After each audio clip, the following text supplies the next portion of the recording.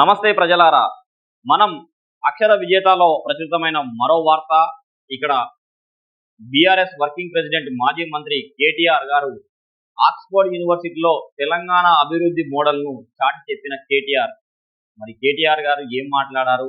మరి United Kingdom లో ఉన్నటువంటి ఆక్స్ఫర్డ్ యూనివర్సిటీకి వెళ్ళి మరి అక్కడ యునైటెడ్ కింగ్డమ్ ఆక్స్ఫర్డ్ యూనివర్సిటీ వారు నిర్వహించిన ప్రతిష్టాత్మక ఆక్స్ఫర్డ్ ఇండియా ఫోరం సమావేశంలో పాల్గొన్నారు. ఈ కార్యక్రమంలో governing innovation Telangana case study అనే అంశంపై ప్రసంగించిన కేటీఆర్, తెలంగాణలో గత దశాబ్దంగా సీఎం కేసీఆర్ నాయకత్వంలో అమలు చేసిన వినూత్నమైన ప్రేరణ కలిగించే పాలన విధానాలు వివరించారు. ఈ ఫోరంలో మాట్లాడుతూ కేసీఆర్ ప్రజల నాయకత్వం, సమావేశాత్మక అభివృద్ధి, సాంకేతికతతో నాయకత్వం వంటి అంశాలను ప్రస్తావిస్తూ రాష్ట్రాన్ని ఒక అభివృద్ధి మోడల్గా ఎలా తీర్చిదిద్దారో వివరిస్తూ విద్యార్థులు, పరిశోధకులు మరియు ఆలోచన నాయకులను ఆకట్టుకున్నారు అని చెప్పిన వార్తని మనం ఇక్కడ చూసుకోవచ్చు. ఇక్కడ మనం ఒక పాయింట్ చూసుకుంటే గవర్నింగ్ ఇన్నోవేషన్ అంటే పాలనలో కొత్తదనాన్ని తీసుకొచ్చారంట. అంటే మెరుగైన పాలన తీసుకొచ్చారు. మరియు అదేవిధంగా తెలంగాణ కేస్ స్టడీ అంటే తెలంగాణ రాష్ట్రాన్ని మొత్తం ఒక కేస్ స్టడీ చేసి సాధక బాధకాలు, లాభాలు, నష్టాలు అన్ని బేరీజు చేసి అభివృద్ధి పరిచామనే వివరణ అనేది ఈ రెండు అంశంలో వస్తుంది. పాలనా వ్యవస్థ మరియు అదేవిధంగా తెలంగాణ రాష్ట్రం పైన కేస్ స్టడీ. మరి సరే, తెలంగాణ రాష్ట్రం ఏర్పడిన తర్వాత ఏం జరిగిందని మనం బేరీజు వేసుకుంటే నీళ్లు, నిధులు, నియామకాలు. మరి నీళ్ల విషయానికి పక్క పెట్టి నిధుల విషయాన్ని పక్క పెడితే నియామకాల గురించి మాట్లాడు. గత 14 సంవత్సరాలుగా ఎన్ని నోటిఫికేషన్లు వెలువడినాయి, ఎన్ని ఉద్యోగాలు ఇచ్చారు? విద్యార్థులందరికీ తెలుసు ఎన్ని నోటిఫికేషన్లు వచ్చినాయి. గ్రూప్ 1 కానీ, గ్రూప్ 2 కానీ, గ్రూప్ 3 కానీ, గ్రూప్ 4 కానీ పేద విద్యార్థులు ఒక పూట తింటూ ఒక పూట తినక హాస్టళ్లలో ఉంటూ, యూనివర్సిటీలలో ఉంటూ, చిన్న చిన్న రూములలో ఉంటూ ఇక నోటిఫికేషన్ పడుతుందా, రేపా మాపా ఉద్యోగం సాధిస్తామా అని చెప్పి ఎన్నో ఉద్యోగాల కోసం ఆరాటపడి అటు ఉస్మానియా యూనివర్సిటీ అయితేంది, ఇటు కాకతీయ యూనివర్సిటీ అయితేంది, మరి ఏ ఇతర యూనివర్సిటీలు అయితేనేమి యూనివర్సిటీలలో పోయి విద్యార్థులను అడగండి. చాలా మంది ఈవెన్ ఎలక్షన్ ముంగట కూడా బీఈడి కోసం టెట్ నిర్వహించారు ఎలక్షన్ ముంగట, కానీ బీఈడి పెట్టలేదు. దాని తర్వాయి వచ్చినటువంటి ప్రభుత్వం అనేది బీఈడి పెట్టింది. మరి ఎల్బీ స్టేడియంలో వారి నియామక పత్రాలు ఇచ్చిన విషయం అనేది మనం చూసుకోవచ్చు. మరి విద్యా విధానం చూస్తున్నాం. మరి విద్యా విధానం కనుక ఈరోజు చూసుకుంటే గవర్నమెంట్ కాలేజీలకు, స్కూళ్ళకు పోయి చూడండి, అక్కడ ఉన్నటువంటి కుర్చీలు కానీ, బెంచీలు కానీ, మరి అదేవిధంగా అక్కడ ఉన్నటువంటి ప్రొఫెసర్లు కానీ, మరి విద్యకు సంబంధించిన సాంకేతికత అంటున్నారు కదా, సాంకేతికత అంటే మరి కంప్యూటరీకరణ కానీ, వైఫై కానీ, ప్లస్ మరి ఏ ఇతరైన ఫెసిలిటీస్, ఫుడ్ కానీ, మరి వాళ్ళు పడుకునే హాస్టల్ కానీ, వాళ్ళు వాడే బెడ్లు కానీ, వాళ్ళకి ఇచ్చే బిల్స్ కానీ, సోప్ బిల్లులు కానీ, మరి వాళ్ళకి ఇచ్చే ఏమైనా మిగతా అలవెన్సెస్ కానీ వాటిని గురించి ప్రస్తావించుకోండి. విద్యా విధానం విద్యార్థులకు ఎంత ప్రేమ ఉంది, వాళ్ళ మీద ఎంత ఫోకస్ పెట్టి వాళ్ళని డెవలప్ చేయడానికి ప్రశ్నించారని చెప్పి. మరి అదే విషయం కనుక చూసుకుంటే నిధుల గురించి వద్దాం. నిధుల గురించి వస్తే మరి తెలంగాణ రాష్ట్రం ఏర్పడక ముందు రాష్ట్రానికి ఎంత అప్పు ఉంది, మరి తెలంగాణ రాష్ట్రానికి ఇప్పుడు ఎంత అప్పు ఉంది అని చెప్పి బేరీజు వేయండి. కాస్ట్ రిడక్షన్ పాలసీ ప్రపంచం మొత్తాన్ని వణికిస్తున్నటువంటి పాలసీ అనేది కాస్ట్ రిడక్షన్ పాలసీ.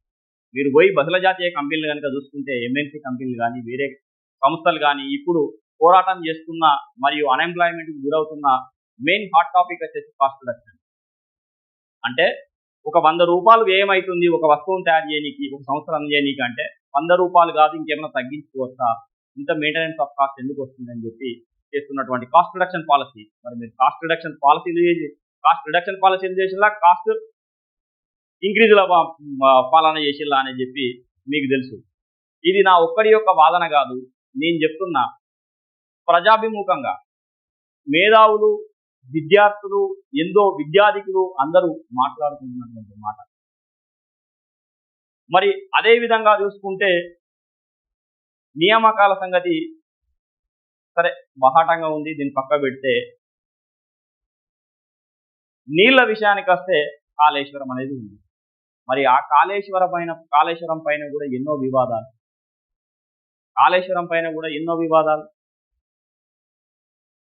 ఈ నిధులలో కూడా అప్పే పెరిగింది. మరి నియామకాల కాడికి వచ్చి చూస్తే నియామకాలు అనేటివి లేవు. మరి నీళ్ళ కాడికి వస్తే కూడా మూడిట్లలో కూడా వివాదాలే. మరి ఇవన్నీ అక్షర సత్యంగా ప్రజాభిముఖంగా ప్రజల ముంగట అందరికీ తెలియదా? చేయండి అయ్యా. దేశ విదేశాల్లో చదివిన నీకు నమస్కారం పెడుతున్నా. నిజమైన కేస్ స్టడీ చేయండి. మీరు నిజమైన కేస్ స్టడీ చేయండి. విద్యా విధానాన్ని ఎలా ముందుకు తీసుకెళ్ళాలి, ఎంప్లాయ్మెంట్ ఎలా అభివృద్ధి చేయాలి, మరియు అదేవిధంగా పరిశ్రమలు అనేటివి ఎలా ఏర్పాటు చేయాలి. స్టార్టప్ కంపెనీస్ వేరే కంపెనీలను తీసుకొచ్చు కాదు. మన దేశంలో మన గవర్నమెంటే స్టార్టప్ కంపెనీస్ పెట్టలేదా? మన దేశంలో మన కంపెనీ ఒక సాఫ్ట్వేర్ కంపెనీని బిల్డప్ చేయలేదా? మన దేశంలో ధీటుగా ఉన్నటువంటి ఎన్నో ఐఐటి ఎన్ఐటీలకు ధీటుగా తెలంగాణ రాష్ట్ర విద్యార్థులు చదవలేరా? తెలంగాణ విద్యార్థులకు ఆ మాత్రం విజ్ఞానం అనేది వాళ్ళ స్థాయిలో లేదా? నేను ఒక ప్రశ్నగా మిమ్మల్ని ప్రశ్నిస్తున్నాను. ప్రతి ఒక్కరు కూడా పీజీలు, డిగ్రీలు, పిహెచ్డీలు ఎన్నో డిగ్రీలు పట్టుకొని ఈరోజు పొట్లం కట్టుకొని కూడా పనికిరావురా ఈ సర్టిఫికెట్లు అని చెప్పి పాపం బాధపడుతున్నారు. మాకు మేధస్సు ఉంది, తెలివితేటలు ఉన్నాయి, మా దగ్గర పని చేయనికి చేతులు ఉన్నాయి, ఆహర్నిశలు కష్టపడతాం, మా దగ్గర ఇన్ని పీజీలు డిగ్రీలు ఉంది, మేము ఏం చేయలేని వాళ్ళమయ్యాం, నిర్ఘాంతపోయాం, మాకు ఈరోజు రేపో మాపో ఉద్యోగం వస్తాయని చెప్పి మేము రాత్రింబవళ్ళు నిద్ర లేకుండా తిండి తిప్పలు మాని కనీసం పండగలు పబ్బాలు ఏమైనా ఫంక్షన్లు వస్తే కూడా మేము ఇళ్లలోకి వెళ్ళలేదు. మేము ఎప్పటికీ మా ఫోకస్ వచ్చేసి మా యొక్క టార్గెట్ వచ్చేసి మా నోటిఫికేషన్ ఎప్పుడు రిలీజ్ అవుతుందా, ఎప్పుడు జాబ్ కొడతామా అని చెప్పి నిబరపై యూనివర్సిటీల నుంచి అసలు ఈ రోజు వరకు కూడా ఆశనే చంపుకొని ఊర్లలోకి వెళ్ళిపోయి ఏందా అని చెప్పి నిర్ఘాంతపోయి నిశ్చేష్టులుగా ఉన్నారు. దీనికి కారణం దయచేసి గమనించండి. ఇన్నోవేషన్ ఈ కేస్ స్టడీలు ఇప్పుడు చేయండి. తెలంగాణ రాష్ట్రంలో ఇంపోర్ట్స్ అండ్ ఎక్స్పోర్ట్స్ అనే కాన్సెప్ట్ మీకు తెలుసు. మీరు దేశ విదేశాల్లో చదువుకున్నారు. మరి ఎక్స్పోర్ట్స్ చేయని కోసం విదేశాల కోసం ఇదే లండన్కు మీరు ఎక్స్పోర్ట్ చేసే ఒక ప్రోడక్ట్ను తెలంగాణలో డెవలప్ చేయండి. మేము కాదనం. ఒక సంస్థను ఏర్పాటు చేయండి. మీరు మ్యూచువల్ కొలాబరేషన్లో ఆ దేశానికి సంబంధించిన ఏదన్నా ఒక ప్రాజెక్టును తీసుకొని ఇక్కడి నుంచి మీరు నాలెడ్జ్ని కానీ రిసోర్స్ని కానీ మీరు ఇదే ఆక్స్ఫర్డ్ యూనివర్సిటీ కానీ ఇదే లండన్ కానీ మీరు సర్వీస్ ప్రొవైడ్ చేయండి. ఇలాంటి విషయ వివరణ పైన వర్క్ చేయండి. దయచేసి మీకు జే నినాదాలు కొడతాం. అది మరచి మీరు UK, United Kingdom, Stanford, Oxford యూనివర్సిటీకి వెళ్ళి ఈ ఇన్నోవేషన్ గురించి మాట్లాడితే తెలంగాణ అనేది బిక్కుబిక్కుమంటూ ఈరోజు కష్టాల్లో ఉంది. ఈ కష్టాలను ఈ కన్నీళ్లను కడతెచ్చని కోసం ప్రయత్నం చేయండి అని చెప్పి మేము ప్రజాభిముఖంగా తెలియజేస్తున్నాం. Thanks for watching.